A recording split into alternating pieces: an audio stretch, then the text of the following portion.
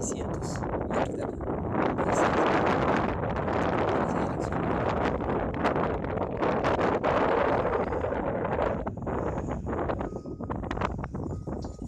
El siguiente punto se va a proyectar hacia esa